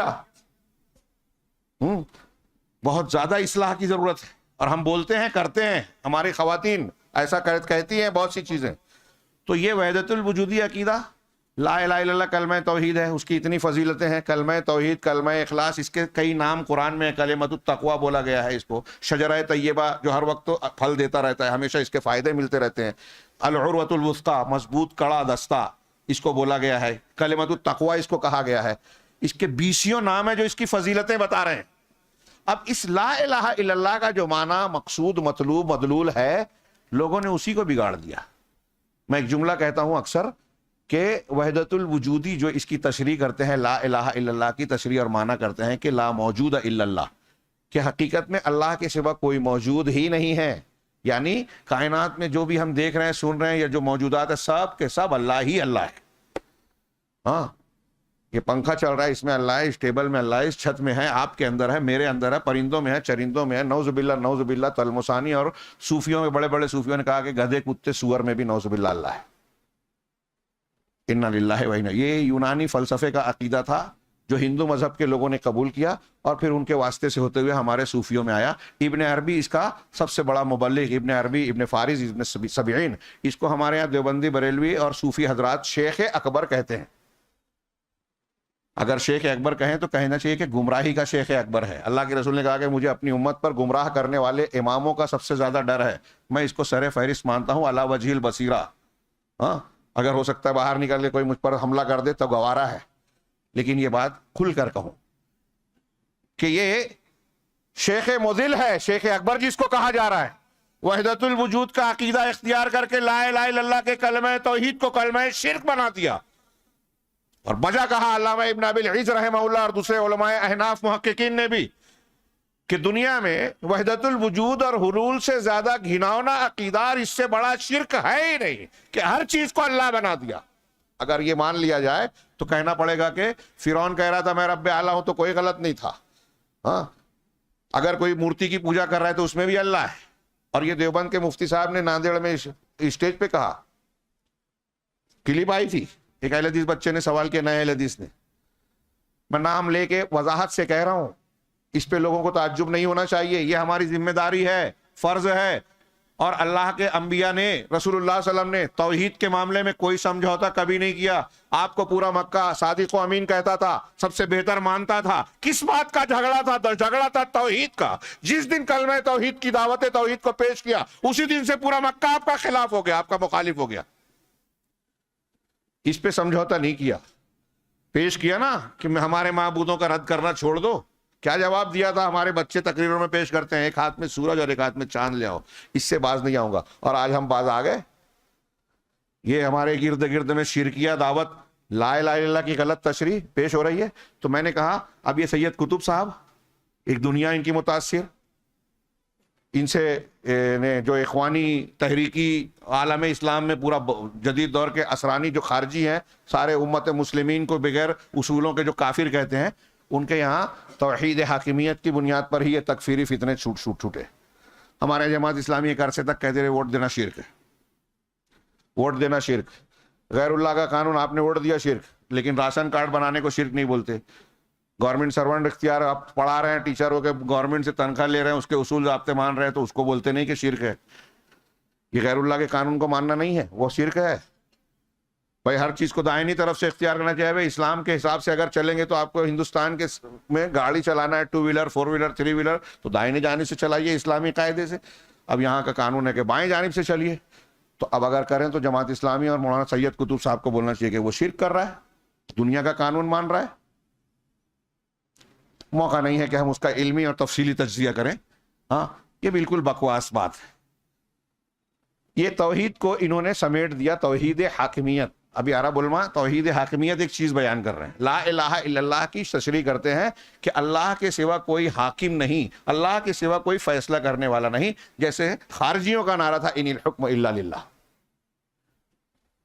بھائی وقت بہت زیادہ ہو رہا ہے، مجھے ایک دوسری جگہ بھی خطاب کے لیے جانا ہے، لیکن دل بھی نہیں ہو رہا ہے کہ یہ چھوڑوں، اس سے زیادہ اہم کوئی موضوع ہے ہی نہیں۔ ہاں، تو یہ میں عرض کر رہا تھا کہ یہ بڑے بڑے علماء جن کے پیچھے ایک لمبی تعداد چل رہی ہے، ان کے یہاں آپ پائیں گے کہ لا الہ الا اللہ کا معنی، اس کی تشریح الگ کیا۔ اور دوسرا ایک پہلو نتیجے آگے کا کہ انہوں نے، آپ دیکھیے کہ میں نے ابھی بتایا کہ تمام انبیاء کی دعوت کا آغاز کس سے ہو رہا ہے؟ توحید سے، ہے نا؟ تمام انبیاء کی توحید کی دعوت کا آغاز توحید سے ہو رہا ہے. اور ہمارے یہاں آج دیکھیے کہ وہ فلاں جماعت، وہ فلاں تنظیم اور فلاں اسلام پسند کوئی حکومت اسلامیہ قائم کرنے کی بات کرتا ہے، کوئی فضائل پر زور دیتا ہے، کوئی کسی چیز پر زور دیتا ہے، اور ان سب کے یہاں توحید نہیں ملے گی. توحید پر بات کریں گے ارے اس سے اختلاف ہوگا، برا لگے گا. ہاں تو نبی صلی اللہ علیہ وسلم سے زیادہ حکمت والے یا زیادہ اچھے اخلاق والے آپ بن جائیں گے کہ آپ نے تو توحید میں کوئی مصالحت سمجھوتا نہیں کیا، کھل کے پیش کیا اور کہا کہ یہ کرنا ہے. اگر آپ کے اندر اتنا جگر نہیں ہے تو کیوں اس میدان میں آتے ہیں؟ آپ دعوت و تبلیغ کا کام کریں گے. ایک جوا کھیلنے والے، موبائل پر گندی فلمیں دیکھنے والے نوجوان کو جب آپ کہیں گے کہ یہ گندگی ہے، یہ ہے، تو وہ تو برا مانے گا نا. تو آپ چاہتے ہیں کہ آپ دعوت بھی دیں، اصلاح بھی کریں اور کسی کو برا بھی نہ لگے. تو ایسے ہی چاہتے ہیں کہ سمندر میں آپ غوطہ بھی لگائیں اور اپنا کپڑا یا بدن بھیگنا بھی نہیں چاہیے. ایسی خواہش اور تمنا رکھ کے آپ سمندر میں غوطہ کیسے لگا سکتے ہیں؟ غوطہ لگائیں گے تو خطرات ہوں گے، بھیگیں گے. اور یہ دعوت و تبلیغ کے میدان میں جب آئیں گے تو دعوت و تبلیغ کے دو تقاضے ہیں، جب نیکی کا حکم دینا اور برائی سے روکنا. ہاں صرف نیکی کا یا فضیلت کو بتانا کافی نہیں ہے، نہی عن المنکر ضروری ہے. اور ہمارے نوجوانوں میں جو بگاڑ خرابیاں پیدا ہوئی ہے، تربیت کی جو ضرورت ہے، سوال کرتے ہیں کہ مسلمانوں کو کیا کرنا چاہیے.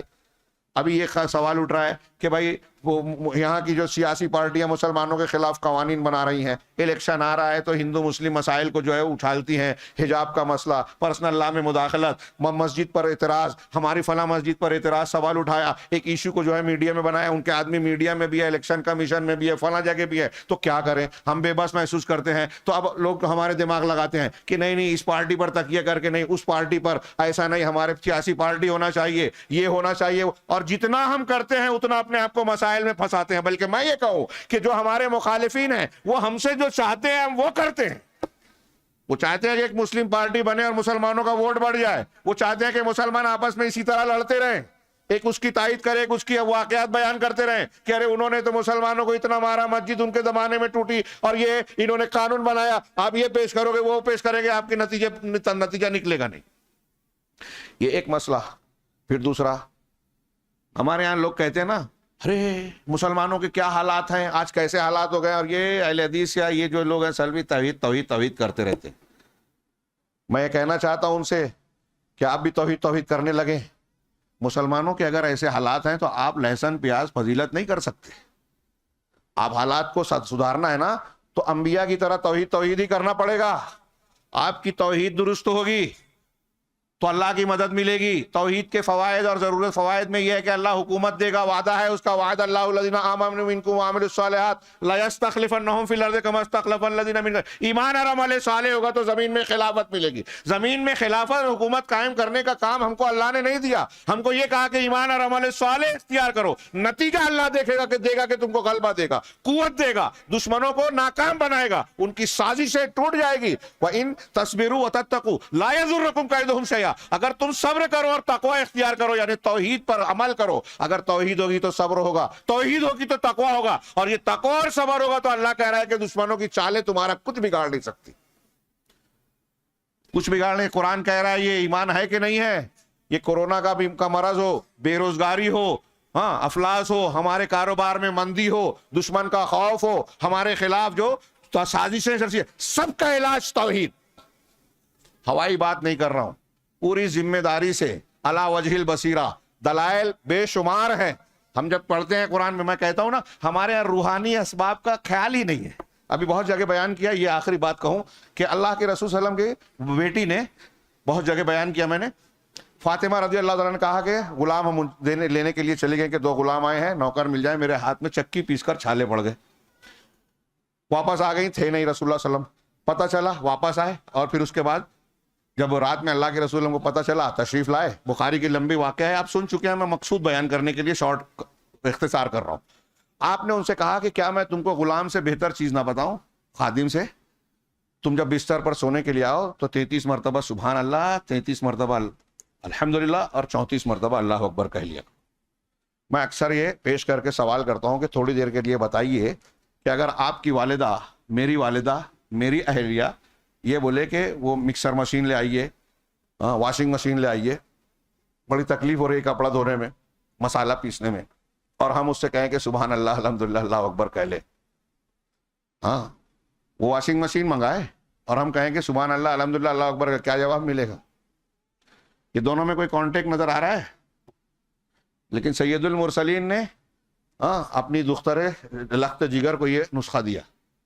اس میں کوئی کنیکشن نظر نہیں آ رہا ہے. دیکھیے یہ توحید کا اثر ہاتھ کے چھالوں سے بھی ہے, گھر کے مسائل کو حل کرنے سے بھی ہے. میں یہ بتانا چاہ رہا ہوں, آپ کے گھر میں تنگی ہے, پریشانی ہے, دقت ہے, آپ توحید کیجئے, اللہ کا ذکر کیجئے.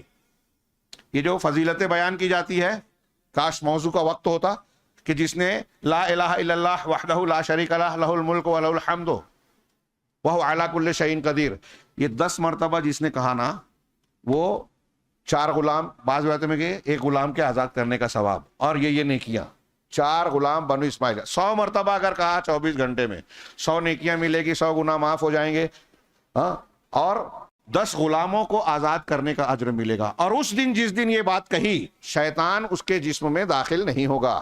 مائیں بہنیں خاص طور سے نوٹ کریں, یہ آج کل پھوک جھاڑ کرنے والوں کی دکانیں بڑھتی جا رہی ہیں, رقیہ سینٹرز, کوئی ضرورت نہیں ہے دوسروں سے کرانے کی, گھر میں کیجئے. یہ 100 مرتبہ پڑھیے پڑھائیے ڈیلی.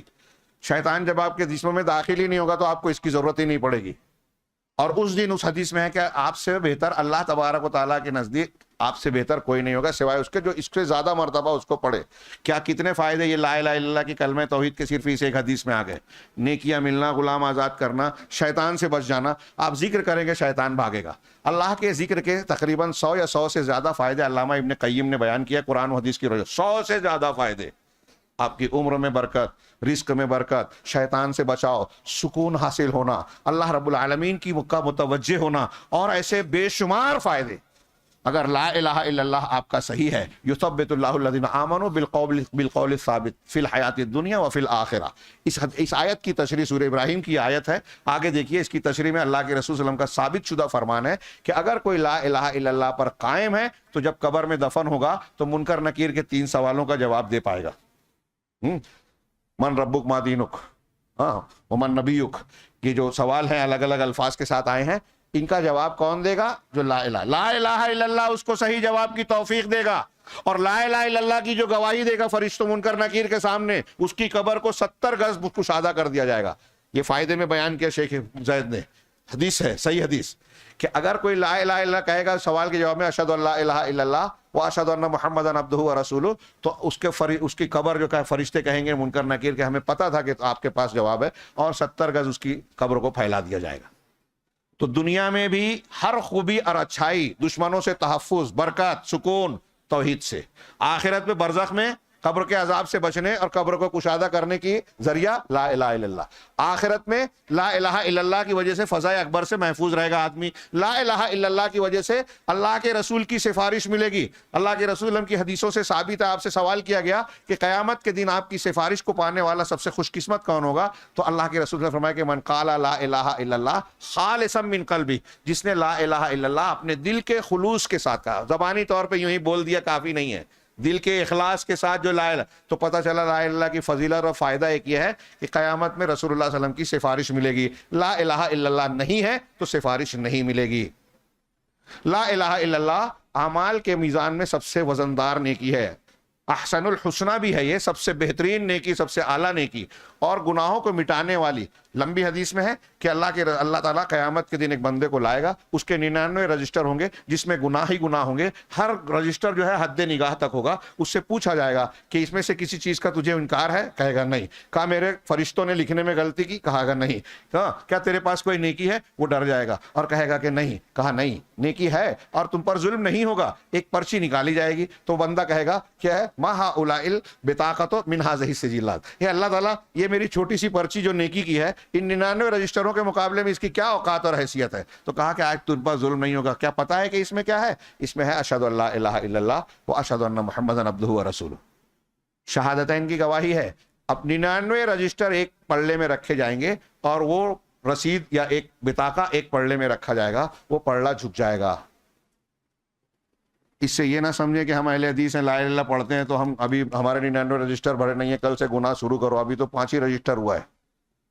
ہاں, بہت سے نمازی بھی جائیں گے جن کے لا الہ الا اللہ کے شرائط اور ارکان صحیح نہیں ہے نا, ان کے بہت سے لا الہ الا اللہ کہنے والے جہنم میں جائیں گے، نمازی جائیں گے، نماز کے جو اعضاء ہیں وہ جہنم کی آگ پر حرام ہوں گے. اس سے پتہ چلا امام بخاری نے نقل کیا، علامہ ابن قیم نے یہ باتیں تفصیل سے کہی ہے جو میں کہہ رہا ہوں. یہ دھوکے میں نہیں آنا چاہیے. قرآن حدیثوں میں ثابت ہے، حضرت نوح علیہ السلام نے اپنے بیٹے کو جو نصیحت کی تو کہا لا الہ الا اللہ پڑھو. آسمانوں، ساتوں آسمان اور ساتوں زمین اور ان میں موجود ساری چیزیں اللہ کے سوا ترازو کے ایک پلڑے میں رکھی جائیں اور لا الہ الا اللہ کو دوسرے پلڑے میں، تو یہ لا الہ الا اللہ کا پلڑا بھاری ہوگا. علامہ البانی نے اس حدیث کو صحیح کہا ہے. ہاں، آخری بات جو میں نے اس سے پہلے بارہا بیان کی لیکن ابھی اشارہ بھی آیا تھا کہ لا الہ الا اللہ کی عظمت و فضیلت سمجھیں. اللہ کے رسول صلی اللہ علیہ وسلم، بخاری مسلم میں ہے، اپنے چچا ابو طالب کے آخری وقت میں پہنچے. عبداللہ ابن ابی امیہ اور ابو جہل، دو سرداران مکہ وہاں موجود ہیں. اللہ کے رسول نے کہا کہ چچا جان، قل لا الہ الا اللہ کلمۃ احاج لک بہا عند اللہ، کہ لا الہ الا اللہ کہیے ایسا کلمہ جس کے ذریعے میں اللہ کے سامنے آپ کے لیے سفارش کر سکوں، آپ کے لیے حجت پیش کر سکوں. غور کیجئے، نبی صلی اللہ علیہ وسلم کہہ رہے ہیں اپنے سگے چچا کو جنہوں نے قدم قدم پر دنیاوی اعتبار سے مدد کی تھی، واقعات آپ جانتے ہیں، ان سے کہہ رہے ہیں لا الہ الا اللہ کہو تو آپ کی سفارش کر پاؤں گا. اس کا مطلب کیا ہوا کہ لا الہ الا اللہ نہیں کہا ہے تو نبی کی سفارش نہیں ملے گی. ہاں، اس کی بنیاد پر یہ لائسنس ملے گا، اجازت ملے گی. ابو جہل اور ابن ابی امیہ نے کہا کہ ارے آپ لا الہ الا اللہ کہہ لیں گے تو کیا عبد المطلب اپنے باپ کے دین سے پھر جائیں گے؟ اس سے یہ پتہ چلا کہ ابو جہل اور ابن ابی امیہ، جس کو ہم ابو جہل بولتے ہیں، جہالت والا، اس کو لا الہ الا اللہ کا یہ مطلب سمجھتا تھا کہ جو یہ بول لے گا باپ دادا کے دین کا انکار کر دے گا. اور آج بہت سے مسلمان لا الہ الا اللہ بھی کہتے ہیں، باپ دادا کی روایت پر بھی چل رہے ہیں. ہاں، اوپر جھنڈے پہ لکھا ہوا ہے لا الہ الا اللہ مزار کے، اور نیچے قبر پہ سجدہ ہو رہا ہے، طواف ہو رہا ہے. ہاں، ہمارے ایک استاذ کہا کرتے تھے کہ ابلیس یہ دیکھ کر ہنستا ہوگا اور اللہ سے کہتا ہوگا کہ اللہ دیکھ، سائن بورڈ تیرا لگا ہوا ہے دکان پر لیکن نیچے کاروبار دھندا میرا چل رہا ہے. اوپر لا الہ الا اللہ کا جھنڈا اور نیچے قبر پرستی، شرک کا دھندا. تو حضرت کیا نا اللہ کے نبی صلی اللہ علیہ وسلم کے چچا ابو طالب کو ابو جہل نے، اور اس نے کہا کہ عبد المطلب کے دین سے، اللہ کے رسول نے پھر کہا، انہوں نے پھر وہی بات دہرائی. اللہ کے رسول کی بات دلیلوں پر مبنی تھی، وہ باپ دادا کی جذباتی بات تھی.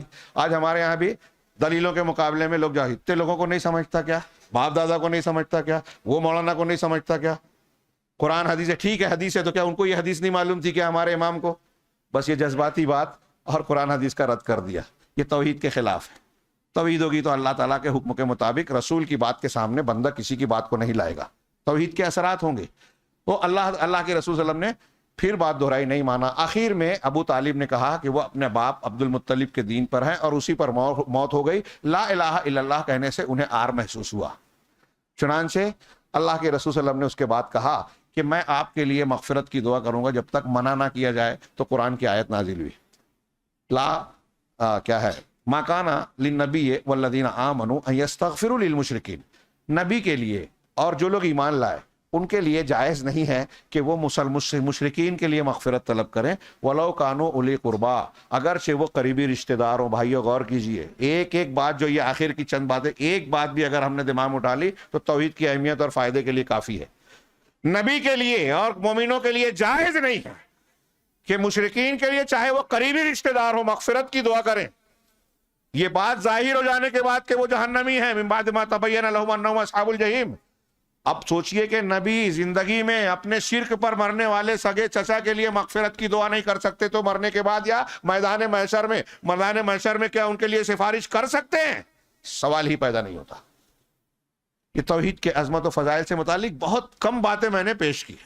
آپ روزمرہ کی، جیسے میں نے ابھی ایک دعا کا ذکر کیا، آپ پڑھتے ہیں قل اللہ احد، یہ قرآن کے ایک تہائی مضمون کے برابر ہے.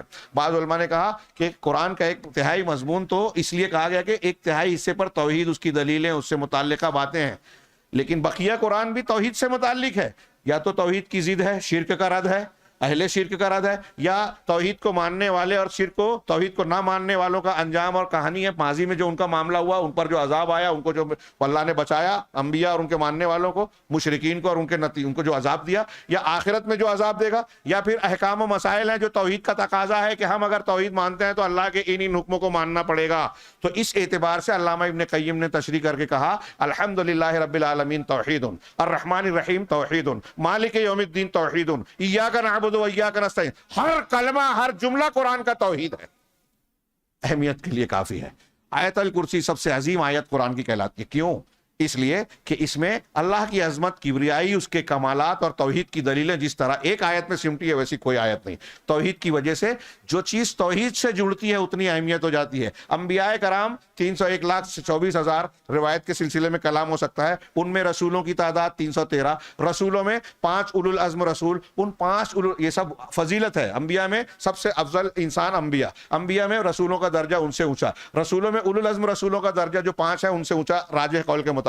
ان 5 میں 2 خلیل ابراہیم علیہ السلام اور رسول اللہ صلی اللہ علیہ وسلم کا درجہ ان سے اونچا، اور ان دونوں میں رسول اللہ صلی اللہ علیہ وسلم کا درجہ سب سے اونچا۔ یہ درجہ اونچا نبیوں میں کس بنیاد پر ہے؟ اہل علم نے لکھا کہ جس نے توحید کے تقاضے کو جتنا پورا کیا اتنا اس کا درجہ اونچا ہوا۔ پتہ یہ چلا کہ لوگوں کو اعلیٰ درجہ جنت، اور جنت میں اعلیٰ سے اعلیٰ درجات وہی دلائے گی جو توحید، جو جتنا پختہ توحید والا ہوگا اتنا اعلیٰ مقام پائے گا۔ اور بخاری مسلم کی حدیث میں ہے کہ جو شخص توحید میں انتہائی پختہ ہوگا، پھونک جھاڑ بھی نہیں کرواتا تو اور شگون بھی نہیں لیتا اور داغتا بھی نہیں ہے، صرف اللہ پہ بھروسہ کرتا ہے، وہ بغیر حساب کتاب کے جنت میں جائے گا۔ یہ توحید کی انتہائی بات ہو گئی۔ اور جو آیت ہم نے پیش کی تھی اس سے جوڑ لیجئے، اللہ تعالیٰ نے فرمایا الذین آمنوا ولم یلبسوا ایمانہم بظلم، جو ایمان لائے اور ایمان کے ساتھ ظلم، جو اللہ کے رسول کی تشریح کے مطابق شرک ہے، کہ ایمان کے ساتھ یعنی توحید کے ساتھ شرک کی ملاوٹ نہیں کی، انہی کے لیے امن ہے، انہی کو جنت سے جہنم سے بچاؤ ملے گا، دنیا میں ساری مصیبتوں پریشانیوں سے، سازشوں اور جو ہے نقصانات سے بچاؤ ملے گا، اور یہی ہدایت یاب ہے۔ صرف اس ایک آیت کو بھی ہم نے پڑھا تو سمجھتے توحید کی اہمیت اور اس کے فائدے کے لیے کافی ہے۔ اللہ سے دعا ہے کہ وہ ہمیں توحید کی عظمت، اہمیت اور اس کی فضیلتوں کو سمجھ کر کما حق ہو، جیسی ہماری طاقت و قوت ہے اس کے مطابق اسے اختیار کرنے کی توفیق عطا فرمائے، اور ہمیں اس بات کی بھی توفیق دے کہ ہم اپنی طاقت کے مطابق اپنے سماج اور معاشرے اور وقت میں اس توحید کے پیغام کو لوگوں میں پھیلائیں۔